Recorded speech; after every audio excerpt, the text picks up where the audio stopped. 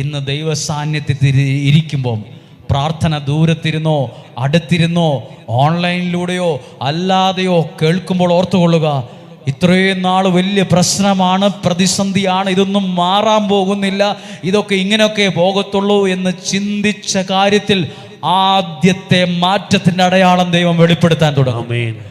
ആദ്യത്തെ ദൈവം അനുഗ്രഹിച്ചതിന്റെ ആദ്യത്തെ അടയാളം ഇന്നത്തെ നിയോഗത്തിൽ ഉണ്ടാകാൻ തുടങ്ങി. ഞാനിങ്ങനെ പ്രാർത്ഥിക്കാറുണ്ട്. എല്ലാ വഴികളും അടഞ്ഞു എന്ന് പറയുന്നവരോട് പറയാറുണ്ട്, വഴികൾ ഉണ്ടായി വരുന്നത് കാണും. എനിക്കിനിയൊന്നും രക്ഷയൊന്നുമില്ല, എൻ്റെ കാര്യമൊക്കെ പോയി എന്ന് പറയുന്നവരോട് നന്മയുണ്ടായി വരുന്നത് നീ കാണുമെന്ന് ഞാൻ പറഞ്ഞു. ഹല്ലേലൂയ. നിങ്ങൾ ചിന്തിച്ചേ, ലാസർ ഉയർക്കുന്നോ, ആ ശരീരത്തിൽ കയറിക്കൂടിയ പുഴുക്കളൊക്കെ പുറത്തു പോകുന്നൊന്നും ഒരു മനുഷ്യ കുഞ്ഞു പോലും വെറുതെ പോലും ചിന്തിച്ചിട്ടില്ല. ഇനി അടുത്ത കാര്യം കേട്ടോ, ദൈവത്തോട് ബന്ധമുള്ളവനെ ദൈവം നേരിട്ട് ഏത് കുഴിയിൽ നിന്നും കയറ്റും. ദൈവത്തോട് ബന്ധമുള്ള പ്രാർത്ഥിക്കുന്ന ഒരാളാണ് നിങ്ങളെങ്കിൽ, നിങ്ങളുടെ വീട്ടിൽ നിങ്ങൾ ദൈവത്തോട് ബന്ധമുള്ളൊരു വീടാണെങ്കിൽ പ്രശ്നം ഉണ്ടായെന്ന് വരും, വെല്ലുവിളികൾ ഉണ്ടായെന്ന് വരും, തകർച്ചകൾ വന്നതുപോലെ തോന്നും, കൈവിട്ടതുപോലെ പോകും, ഇനിയൊരു തിരിച്ചു പോക്കില്ല, ഒരു തിരിച്ചു വരവില്ലെന്നൊക്കെ വല്ലാതെ തോന്നും. എന്നാലും ആ കൂരിരുട്ടിൽ നിന്ന് പുറത്തു കൊണ്ടുവരാൻ ദൈവത്തിന്റെ കരം നിന്റെ നേർക്കും നീണ്ടുവരുന്നത്, അടുത്തു വരുന്നത് അങ്ങനെ അനുഭവിക്കാൻ കഴിയും. വിശ്വാസത്തിന്റെ കണ്ണുകൾ കൊണ്ടത് കാണാൻ പറ്റും. ഹല്ലേലൂയ. ഒന്ന് കരങ്ങളെ ഉയർത്തി ചേർന്ന് പറഞ്ഞേ ഹല്ലേലൂയ, പറഞ്ഞേ ഹല്ലേലൂയ. ഇനി ഞാനിങ്ങനെ ഓർക്കുവാണ്, ലാസറിന്റെ ആ ശവകുടീരം ഒരു കല്ലറ, കല്ല് വെച്ച് അടച്ചു വച്ചിരുന്ന കല്ലറ. പക്ഷേ അവിടെ ഒരു രക്ഷയ്ക്കുള്ള വഴി, പുറത്തു കടക്കാനുള്ള വഴി ഉണ്ടായി വരുന്നത് നിങ്ങൾ കണ്ടോ? ആ കല്ല് മാറ്റാൻ പറഞ്ഞപ്പോൾ ഉണ്ടായിരുന്നറിയാമോ? ഇന്നത്തെ അവസ്ഥയ്ക്ക് മാറ്റം വരുത്താൻ ദൈവം ഇടപെടാൻ തുടങ്ങിയതിൻ്റെ അടയാളം ഉണ്ടായി.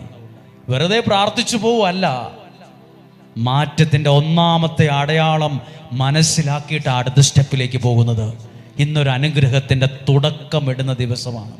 നിങ്ങളുടെ എല്ലാ കാര്യങ്ങളും പ്രാർത്ഥിക്കണം. ദൈവത്തോട് ബന്ധമുള്ളവനെ ദൈവം നേരിട്ടെത്തി സഹായിച്ചു. ദൈവത്തോട് ബന്ധമുള്ളവൻ, ദൈവത്തിൻ്റെ സ്നേഹിതൻ ചീഞ്ഞ് പട്ടുപോകാൻ മനുഷ്യൻ ചിന്തിച്ചാൽ പോലും ദൈവം സമ്മതിച്ചില്ല. അവൻ പുഴുപിടിച്ച അസ്ഥികൂടമായി പോകാൻ സ്വർഗത്തിലെ ദൈവം സമ്മതിക്കില്ല. അത് എനിക്കും നിങ്ങൾക്കും ബാധകമാണ്. ഞാനിവിടെ നിൽക്കുന്നത് ഞാൻ വലിയ പുള്ളിയാന്ന് പറഞ്ഞുകൊണ്ടല്ല, ഞാൻ വലിയ ആളാന്ന് പറഞ്ഞുകൊണ്ടല്ല. എനിക്ക് ഒരു കുറ്റവും ഇല്ല, ഒരു കുഴപ്പവും ഇല്ല, ഒരു കുറവും ഇല്ല. എന്നിട്ട് എൻ്റെ കാര്യങ്ങളെല്ലാം വേറെ ഒരാളുടെ തലയിൽ കെട്ടിവെച്ച് ഞാൻ നീതിമാനാന്ന് പറഞ്ഞുകൊണ്ടല്ല ഞാൻ ഇവിടെ നിൽക്കുന്നത്. ഞാൻ പാപിയാണെന്ന് പറഞ്ഞ ഇവിടെ നിൽക്കുന്നത്. യോഗ്യനല്ല പക്ഷെ യോഗ്യനാക്കണമേ എന്ന് പ്രാർത്ഥിച്ചുകൊണ്ടാണ് ഇവിടെ നിൽക്കുന്നത്. പ്രാപ്തനല്ല പക്ഷെ പ്രാപ്തനാക്കണമേ എന്ന് പ്രാർത്ഥിച്ചുകൊണ്ടാണ്. ചില സമയത്ത് ചിലരുടെ തലയിൽ കൈവച്ച് പ്രാർത്ഥിക്കുമ്പോൾ കാണാൻ പറ്റും ആ വ്യക്തിക്ക് ദൈവം വഴി തുറന്നിട്ടിരിക്കുന്നത്. ആ വ്യക്തി അത് കണ്ടിട്ടില്ല. എന്നിട്ട് കണ്ണും വിഴിച്ച് നോക്കും, എന്നെക്കുറിച്ച് തന്നെയാണോ പറഞ്ഞെന്ന് അവർ ചോദിക്കും. അല്ല, ആ സന്ദേശം എനിക്ക് തന്നെ ഉള്ളതാണോ? എന്താ അങ്ങനെ ചോദിച്ചത്? ആ വ്യക്തി എല്ലാ ഭാഗത്തേക്ക് നോക്കിയിട്ട് ഒരു വഴിയും കണ്ടിട്ടില്ല. പക്ഷെ ആ വ്യക്തിയുടെ ശിരസിൽ കരങ്ങൾ വെച്ച് പ്രാർത്ഥിക്കുമ്പോൾ കാണാൻ കഴിയും ആ വ്യക്തിക്ക് ഉയരാനുള്ള വഴി ദൈവം തുറന്നിട്ടിരിക്കുന്നത്. ആ വ്യക്തി അത് കണ്ടില്ലെന്നേ ഉള്ളൂ. എന്തിനാ ഈ വചനം കേൾക്കുന്നതെന്നറിയാമോ? നിങ്ങളുടെ ജീവിതത്തിലേക്ക് വരാനുള്ള അനുഗ്രഹത്തിന് തടസ്സമായതിനെ വെട്ടിമാറ്റുന്ന വചനമാണ്, ആ വാളാണ് ഇന്ന് പ്രസംഗിക്കുന്നത്. നിങ്ങളുടെ ജീവിതത്തിലേക്ക് വരാനുള്ള നന്മകൾക്ക് തടസ്സമായി നിൽക്കുന്ന തടസ്സങ്ങളെ വെട്ടിമാറ്റുന്ന വാളാണ് ഈ വചനം. അത് നിങ്ങളെ ഏതവസ്ഥയിൽ നിന്നും പുറത്തു കൊണ്ടുവരാൻ അത് സഹായിക്കും. ഒരു നിമിഷം ഒന്ന് പ്രാർത്ഥിക്കാൻ പോവുകയാണ്. ഒന്ന് കണ്ണുകൾ അടച്ച്. ഇത് പ്രസംഗമായിട്ട് കേൾക്കണ്ട, എന്നോട് ദൈവം സംസാരിച്ചതായിട്ട് കേട്ടെ.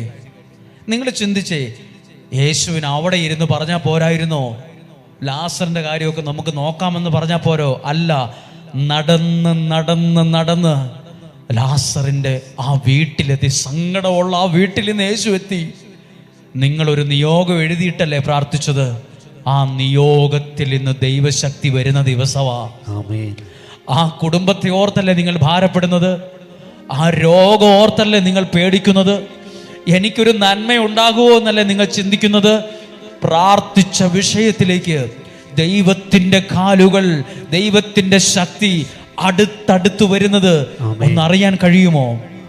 യേശു നടന്ന് ആ വീട്ടിലെത്തിയിട്ട് ചോദിച്ചു, ലാസറിനെ എവിടെയാ അടക്കിയിരിക്കുന്നത്? എവിടെയാ സിമിത്തേരി? എവിടെയാ കല്ലറ?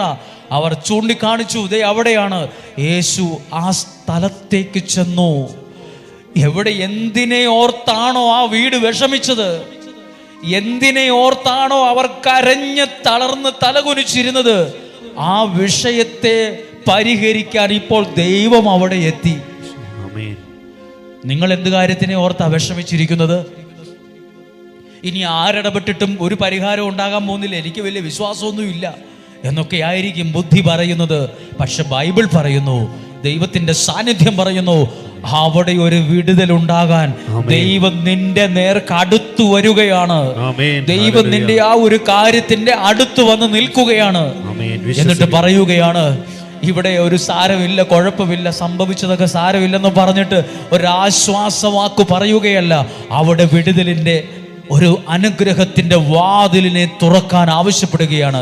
യേശു പറഞ്ഞു, ആ കല്ലെടുത്ത് മാറ്റ്, അവിടെ വിടുതലിന്റെ ആരംഭമാ. ഒരു പുതിയ തുടക്കമിടുകയാണ്. നിങ്ങളുടെ ജീവിതത്തിലും ദൈവത്തിന്റെ സാന്നിധ്യം എന്ന് വരുന്നു. അത് നിങ്ങളുടെ ജീവിതത്തിൽ ചില പുതിയ തുടക്കങ്ങൾ ഇടാൻ തുടങ്ങുന്നു, പുതിയ തീരുമാനങ്ങൾ ഉണ്ടാകുന്നു. ചില നന്മകൾ നിങ്ങൾക്ക് അനുഭവിക്കാൻ കഴിയുന്ന വിധത്തിൽ ഇന്ന് നിങ്ങളുടെ ജീവിതത്തിൽ യാഥാർത്ഥ്യമാകുന്നു. വിശ്വസിച്ച് പറഞ്ഞേ ഹല്ലേലൂയ, ഹല്ലേലൂയ. ലാസർ മരിച്ചിട്ട് 4 ദിവസമായി. എന്താ നേരത്തെ ഇടപെടാഞ്ഞേ? ഒന്നാമത്തെ ദിവസം ഒന്ന് വന്നുകൂടായിരുന്നോ? അയ്യോ, രണ്ടാമത്തെ ദിവസം ഒന്ന് വരാൻ പാടില്ലായിരുന്നോ? എന്തിനാ 4 ദിവസം വെയിറ്റ് ചെയ്തത്? ആ ശരീരം മുഴുവൻ പുഴുവാണ്, അത് ദുർഗന്ധമാണ്, വയറൊക്കെ വീർത്ത് പൊട്ടിക്കാണും.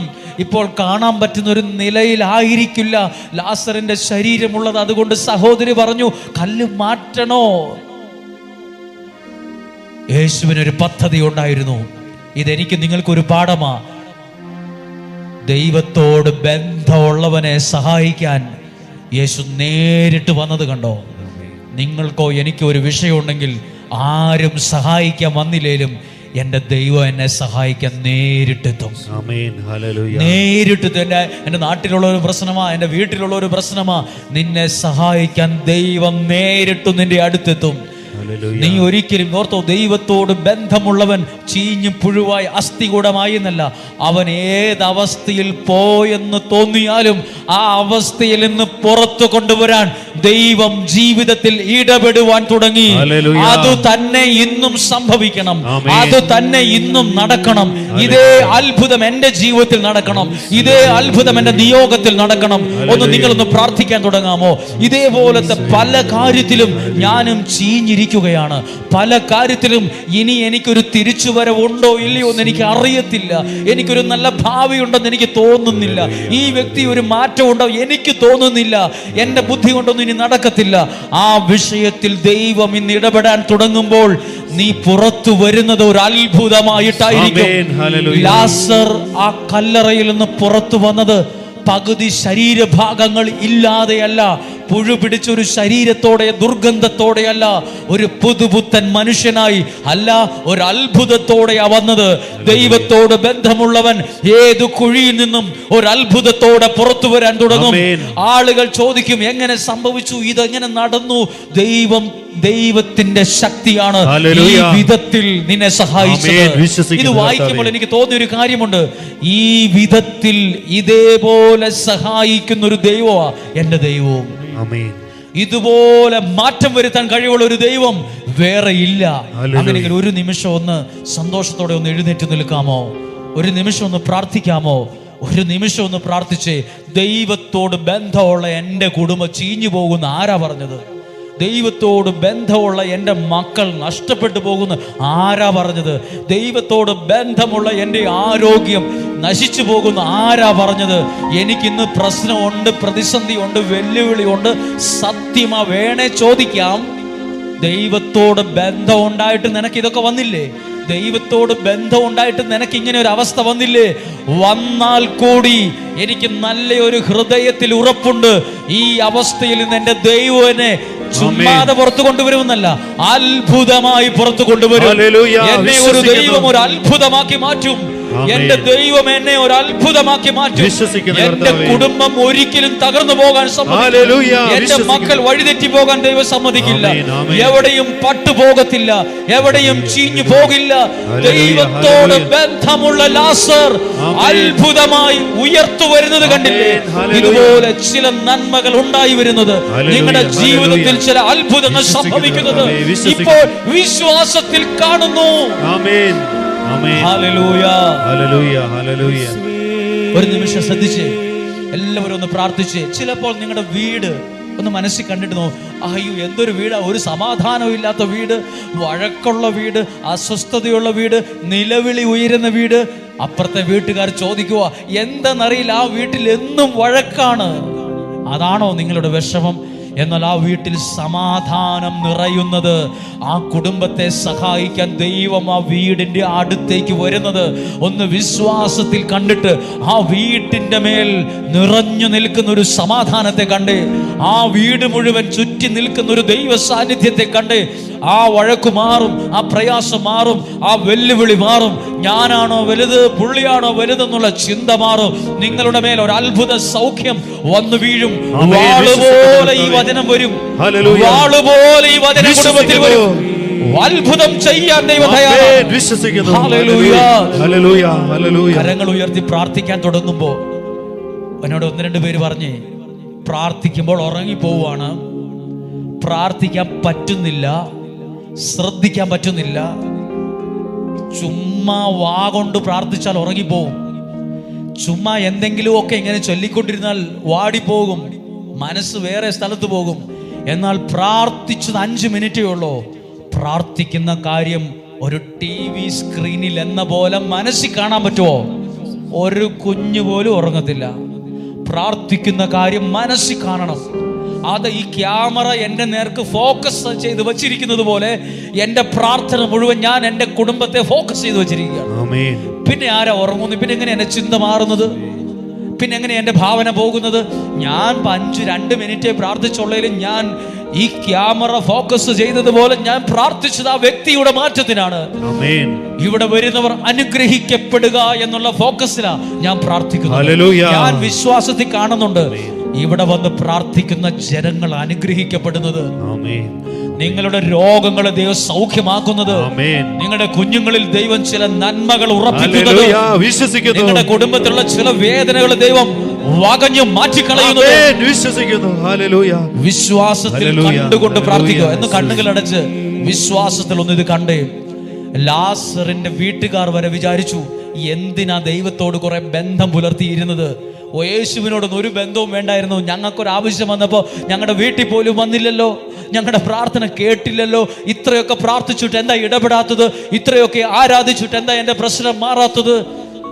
ഇങ്ങനെയൊക്കെ പരാതി ഉണ്ടെങ്കിൽ വിശ്വാസത്തിൽ കണ്ടേ, യേശു നേരിട്ടെത്തി എന്നെ സഹായിക്കുന്നു. വിശ്വസിച്ചേ, എന്റെ ദൈവം എന്നെ സഹായിക്കാൻ ദൂതനെ അയക്കുന്നല്ല പ്രസംഗിച്ചത്, എന്റെ ദൈവം നേരിട്ട് വരും. എന്റെ ഈ പ്രശ്നത്തിൽ സഹായിക്കാൻ കുടുംബക്കാരില്ല, നാട്ടുകാരില്ല, സുഹൃത്തുക്കളില്ല, ഒപ്പം പഠിച്ചവരില്ല, എല്ലാവർക്കും എന്നെ സഹായിക്കാൻ എന്തോ മടിയാണ്. പക്ഷെ എന്നെ സഹായിക്കാൻ ദൈവത്തിന് ഒരു മടിയില്ല. ഇത്രയും ദൂരെ വന്ന് ദൈവം എന്നെ ലാസർ ചിന്തിച്ചിട്ടുണ്ടാവും, ആ കുടുംബം ചിന്തിച്ചിട്ടുണ്ടാകും, ഇത്രയും ദൂരെയൊക്കെ വരുവോ ഇനി? ദൈവം നിന്നെ നേരിട്ടെത്തി സഹായിക്കും. 2 കരങ്ങളും ഒന്ന് ഉയർത്തിപ്പിടിക്കാമോ? ലാസർ ആ ഇരുട്ടുള്ള, ആ അന്ധകാരമുള്ള ആ അവസ്ഥയിൽ നിന്ന് പുറത്തു വരുമെന്ന് ആരെങ്കിലും ചിന്തിച്ചായിരുന്നോ?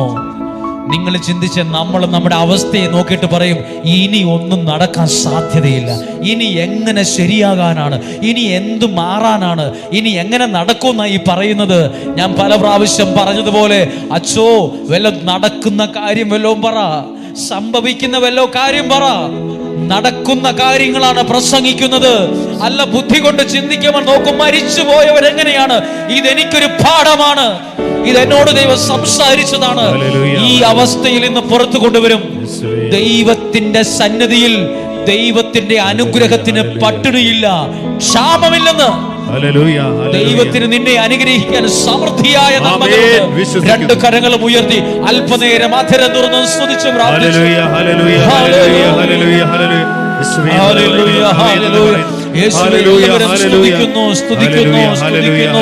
പ്രാർത്ഥിക്കുന്നു. ഹല്ലേലൂയ. എല്ലാവരും സ്തുതിച്ച് പ്രാർത്ഥിക്കുന്നു, ആരാധിച്ചു പ്രാർത്ഥിക്കുന്നു, മഹത്വപ്പെടുത്തി പ്രാർത്ഥിക്കുന്നു. ദൈവിക ഇടപെടൽ ഉണ്ടാകട്ടെ. നിങ്ങളുടെ കുടുംബങ്ങളിൽ അത്ഭുതങ്ങൾ ഉണ്ടായി വരട്ടെ. ചില നന്മകൾ ഉണ്ടായി വരട്ടെ. തടസ്സങ്ങൾ, പ്രതിസന്ധികൾ മാറിപ്പോകട്ടെ. യേശുവിന്റെ നാമത്തിൽ അടയാളങ്ങൾ സംഭവിക്കട്ടെ. ഹല്ലേലൂയ. കരങ്ങൾ ചേർത്തടിച്ചു പാടാമോ? വിശ്വാസത്താൽ വിതയ്ക്കാം മേലിൽ, വിളംബം കൂടാതെ നാം വിളവു കൊയ്യാം. വിശ്വാസത്താൽ വിതയ്ക്കാം മേലിൽ, വിളംബം കൂടാതെ നാം വിളവു കൊയ്യാം. ഇന്നു വിതച്ചാൽ ഇന്നു വിളവ്, ഇപ്പോൾ സ്തുതിച്ചാൽ ഇപ്പോൾ കനിവ്. ഇന്നു വിതച്ചാൽ ഇന്നു വിളവ്, ഇപ്പോൾ സ്തുതിച്ചാൽ ഇപ്പോൾ കനിവ്. കണ്ണീര് തോരുന്ന കാലമായി, നമ്മുടെ കണ്ണീര് തോരുന്ന കാലമായി. കണ്ണീര് തോരുന്ന കാലമായി, നമ്മുടെ കണ്ണീര് തോരുന്ന കാലമായി. ഇന്നു വിതച്ചാൽ ഇന്നു വിളവ്, ഇപ്പോൾ സ്തുതിച്ചാൽ ഇപ്പോൾ കനിവ്. ഇന്നു വിതച്ചാൽ ഇന്നു വിളവ്, ഇപ്പോൾ സ്തുതിച്ചാൽ ഇപ്പോൾ കനിവ്. കണ്ണീര് തോരുന്ന കാലമായി, നമ്മുടെ കണ്ണീര് തോരുന്ന കാലമായി. കണ്ണീര് തോരുന്ന കാലമായി, നമ്മുടെ കണ്ണീര് തോരും കാലമായി. എല്ലാവരും പ്രാർത്ഥിച്ച് കേട്ട വചനങ്ങൾ ആ വചനത്തിനനുസരിച്ചൊന്ന് ചിന്തിച്ച്, ആ വചനത്തിനനുസരിച്ചൊന്ന് പ്രാർത്ഥിച്ച്, ആ വചനത്തിനനുസരിച്ച് എൻ്റെ പ്രാർത്ഥനകളൊന്ന് സമർപ്പിച്ച് വിശ്വാസത്തിൽ കണ്ടുകൊണ്ട്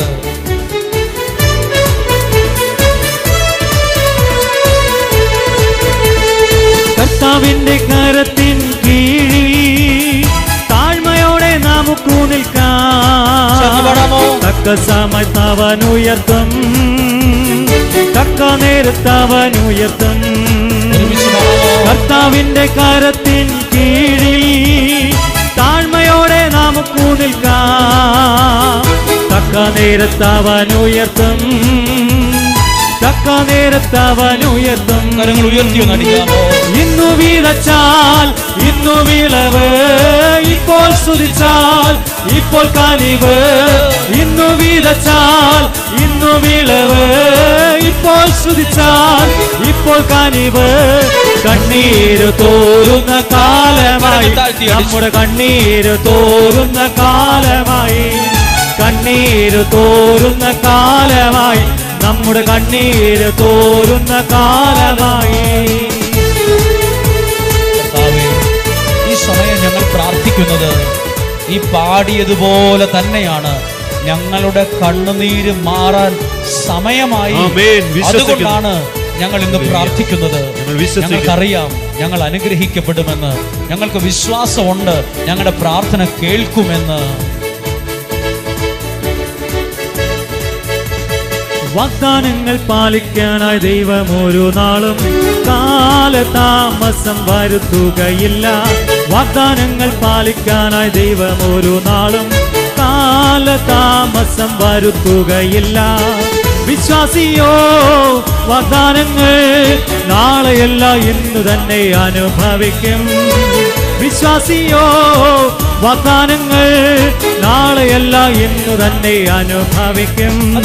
ഇന്നു വിതച്ചാൽ ഇന്നു വിളവ്, ഇപ്പോൾ സ്തുതിച്ചാൽ ഇപ്പോൾ കനിവ്. ഇന്നു വിതച്ചാൽ ഇന്നു വിളവ്, ഇപ്പോൾ സ്തുതിച്ചാൽ ഇപ്പോൾ കനിവ്. കണ്ണീര് തോരുന്ന കാലമായി, നമ്മുടെ കണ്ണീര് തോരുന്ന കാലമായി. കണ്ണീര് തോരുന്ന കാലമായി, നമ്മുടെ കണ്ണീര് തോരുന്ന കാലമായി.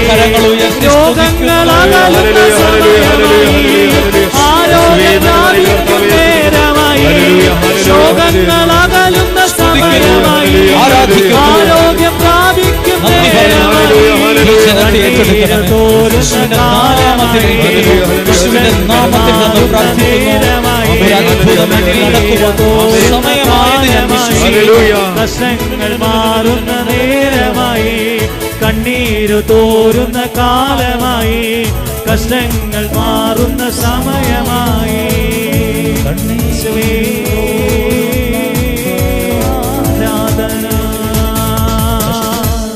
കണ്ണീരു തോരുന്ന കാലമായി, എൻ്റെ കഷ്ടങ്ങൾ മാറുന്ന നേരമായി. കണ്ണീരു തോരുന്ന കാലമായി, എൻ്റെ കഷ്ടങ്ങൾ മാറുന്ന നേരമായി.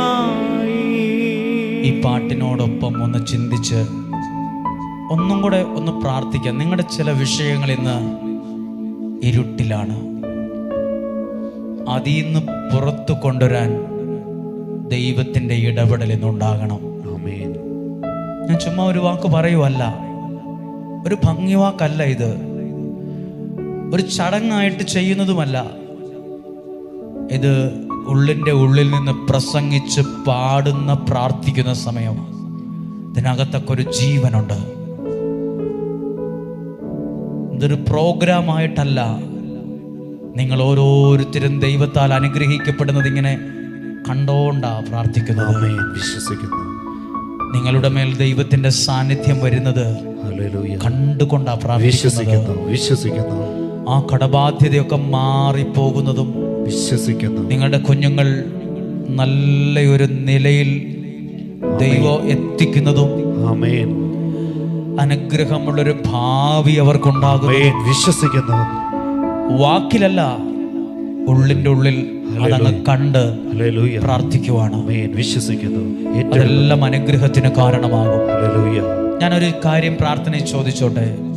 എന്ത് കാര്യത്തെ ഓർത്തിട്ടാ നിങ്ങൾ ചിന്തിച്ചിട്ടുണ്ടോ ഇനിയൊന്നും അങ്ങനൊന്നും വരാൻ പോകുന്നില്ല, ഇനിയൊന്നും ആ വ്യക്തിക്കൊരു മാറ്റം ഉണ്ടാവില്ല, ഇനി എനിക്കൊരു നല്ല കുടുംബജീവിതവും എങ്ങനെ നടക്കാനാണ്, ഇനി എങ്ങനെ ശരിയാകാനാണ്?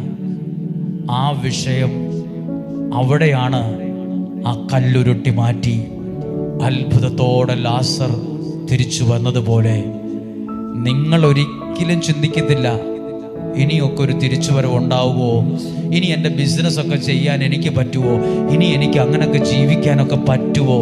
പറ്റും. ദൈവം ഇടപെടുമ്പോൾ അത് സാധ്യമാകും. ദൈവം ഇടപെടുമ്പോൾ അത് സംഭവിക്കാൻ തുടങ്ങും. ചില നന്മകൾ ഉണ്ടായി വരും.